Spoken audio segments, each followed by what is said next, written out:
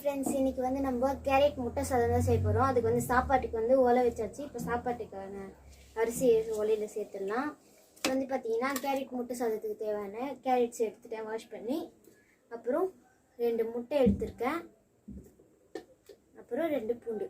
இதுதான் ஃப்ரெண்ட்ஸ், இதை நம்ம கேரட் முட்டை சாதம் செய்யறதுக்கு தேவையான பொருட்கள்.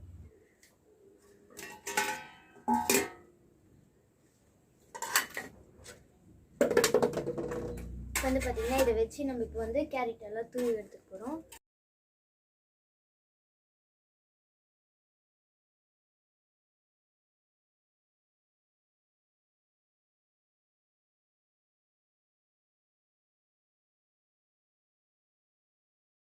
ஹாய் ஃப்ரெண்ட்ஸ், இப்போ வந்து நம்ம சமைக்க போகிறதுக்கு தேவையான எல்லா பொருளும் ரெடி ஆகிடுச்சு. இப்போ வந்து இதை நம்ம எல்லாத்தையும் சேர்த்து சமைக்கலாம். கேஸ் ஆன் பண்ணிக்கலாம். இப்போ வந்து தேவையான அளவுக்கு எண்ணெய் ஊற்றிக்கலாம். இப்போ தேவையான அளவுக்கு கடுகு. இப்போ வந்து பார்த்தீங்கன்னா கடுகு பொரிஞ்சிடுச்சு. இப்போ நம்ம வந்து இடிச்சு வச்ச பூண்டு சேர்த்துக்கலாம். நம்ம துருவி வச்சுருக்க பீட்ரூட்டையும் கேரட்டையும் சேர்த்துக்கலாம்.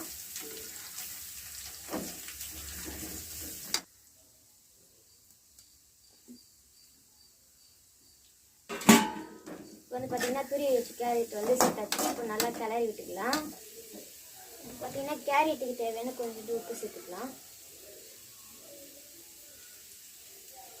வதங்கிடுச்சு.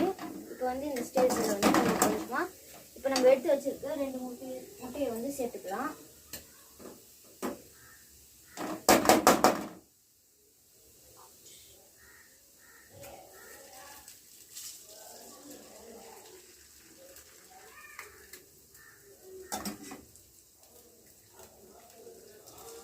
தேவையான அளவுக்கு காரத்துக்கு ஏற்ற மாதிரி மிளகாய் தூள் போட்டுக்கலாம்.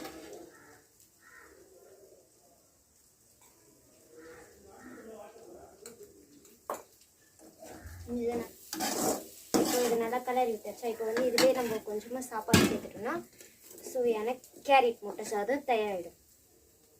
நம்ம ஆல்ரெடி வெடிச்சு வச்ச சாதத்தை சேர்த்துக்கலாம். கலரி விட்டு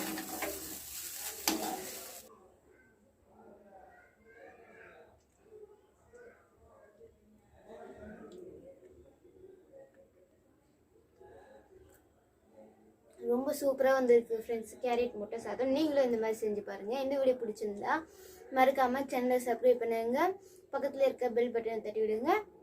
அப்போ தான் உங்களுக்கு அடுத்த வீடியோ வந்துகிட்டே இருக்கும். மறக்காமல் கமெண்ட் சப்ஸ்கிரைப் எல்லாரும் பண்ணுங்கள். பாய் பாய். அடுத்த வீடியோவில் சந்திக்கலாம். சாப்பிட்டு பாரு. எப்படி இதே சூப்பராக இருக்குது.